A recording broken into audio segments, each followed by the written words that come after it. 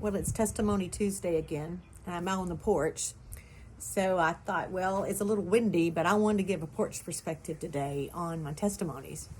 Earlier today, I made put a couple pictures of my porch here that I'm sitting on. I put it on Facebook and said my mother, who's 82, had told me last time she was here, or one of the times she was here, she said, Pam, your porch looks like it belongs to an old lady. And I was like, well, Mom, that's okay, because I am an old lady now. And so it's funny her telling me that, but so that's pretty insightful. Your mom will tell you the truth. But I realize I look around and the things that I have out here are things that I have collected, and the things that are out here have meaning to me. Some of the things out here, I have stuff here from my daddy that we got out of his garage after he had passed away, or things that he'd give me. Also things that from my grandparents, my grandpa and grandma Perry, some of the things, it's like this old wagon wheel and some things like that, that from their farm, after they passed, we got some things from the farm after they'd sold it. And then also things here from my kids, and also even some little things I have in the years that I had as foster children when we were foster parents. So I think I wanted to talk a little bit about that. I don't really know that I've said a lot about that. We were foster parents for 14 years. But earlier today, I was thinking about testimonies. I was like, well, I don't want to just, sometimes I feel like when I tell these stories that I'm somehow bragging on me. But I realize I'm not bragging on me. I'm just telling my stories, because that's what a testimony is. A testimony is something that God has done for me. It's not, I'm an eyewitness. It's my testimonies. You have your testimonies and I have mine. So the whole testimony thing is just a record. It's somebody giving God the glory or the credit for something that he's done through them. Or we say for them. But a lot of times we want to say, and I heard somebody say that somehow we feel like we're working for God, but in reality, God is just working through us.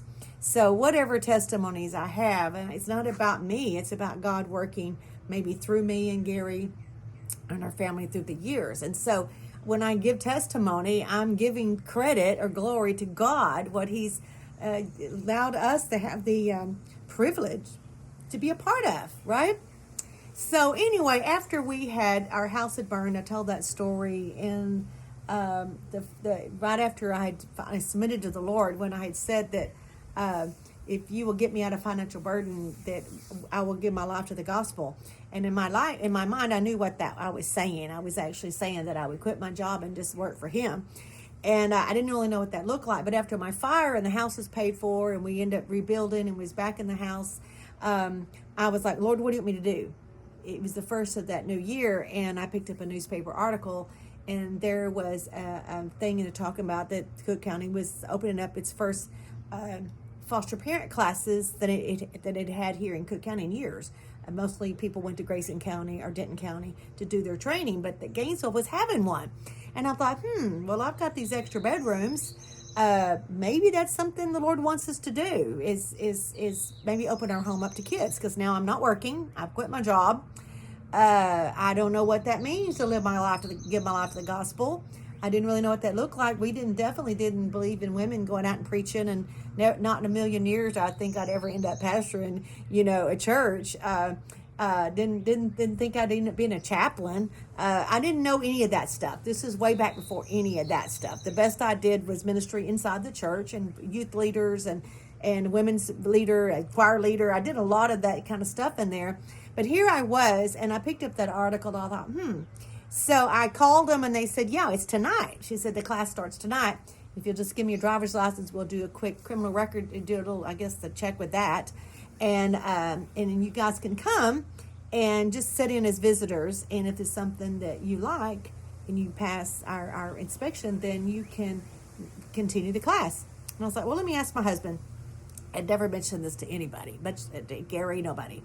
And so when he came in from work that day, I said, hey, there's this class happening tonight. Maybe we'd want to check it out. And he just, without even any hesitation, which was not like him, but all he said was, okay. I'm like, okay. So we went to that class. I'm thinking it was on a Tuesday evening. And we went to that little class, and we were both hooked. We were like, oh, okay, this is what we're supposed to do. So we started the process, and it was a pretty in-depth process to end up getting licensed as foster parents for Child Protective Services. Back then, there wasn't outside people. You just went straight through the state. And so anyway, then we're waiting on our kids, waiting on our first child after we got our license, and we're excited, and we've got a room ready, and we had told them we preferred older kids. We found out a lot of people like the little kids, but not very many people want teenagers, right?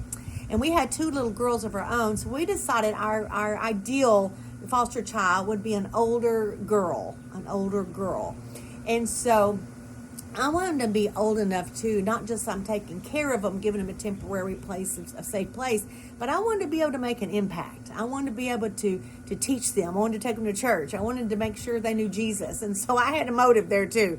And so anyway, one day we get a call, and it was an exciting call, and they said, we have this little girl, she's 12 years old, and she's over in Grayson County.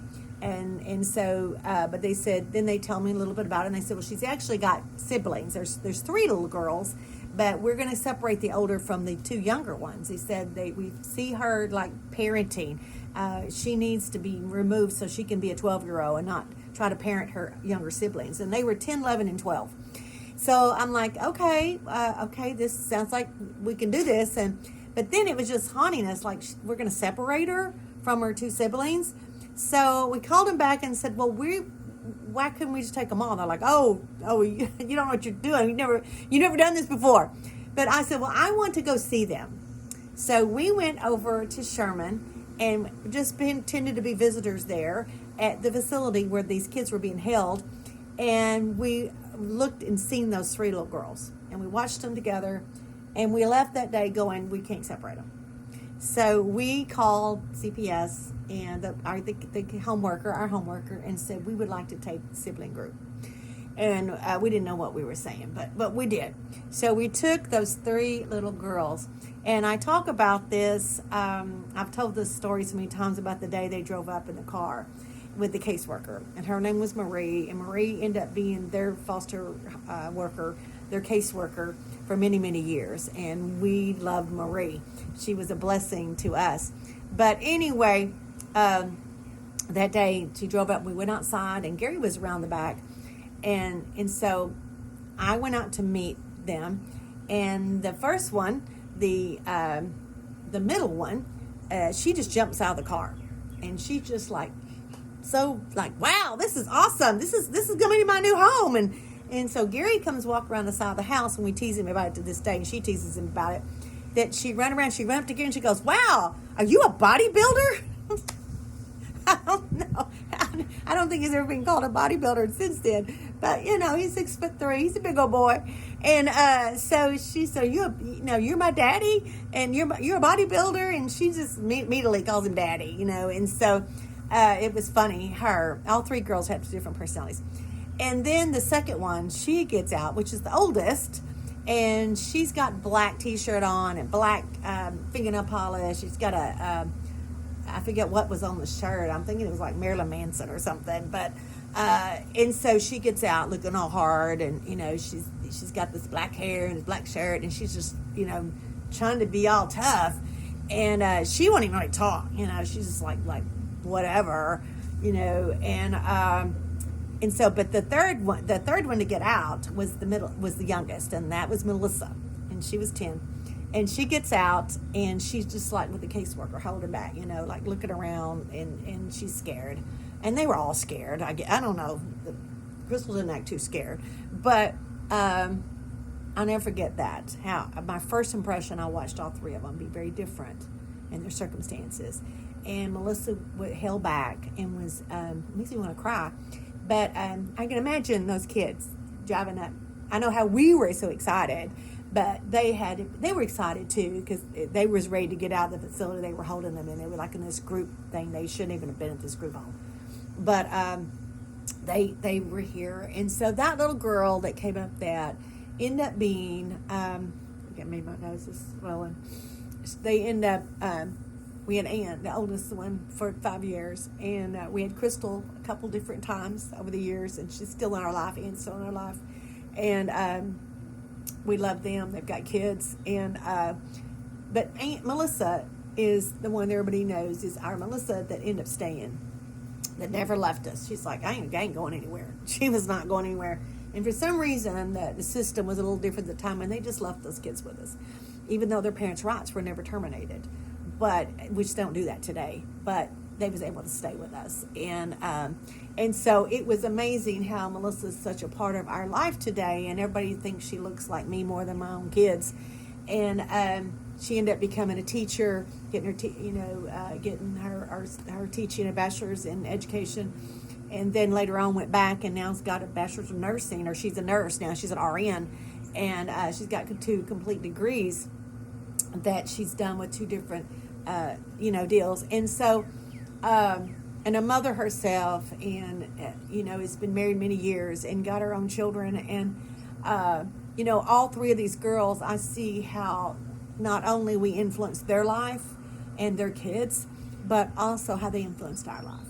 And I know this: you don't do anything for God that you might be thinking you're working for Him, but He's really working through us, and we get the benefit.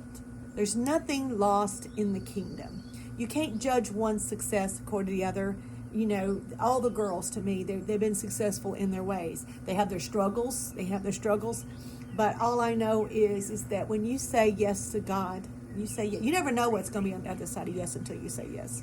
So Testimony Tuesday today is about that. And I really talked about it, but we did 14 years after that. Many, many kids, many, many stories. They're in our life today. I've got one that's, probably fixing to get married, and we're going to be a part of that. I mean, there's so many things. We've been there for grandkids and graduations and good, bad, and ugly. We have been a part of these kids' lives, and we've continued to do that over the years. So, hey, you don't outgive God. God has got a beautiful plan in the middle of your yes. So just say yes today. Let the Lord bring testimonies through you for whoever is listening today. God bless you.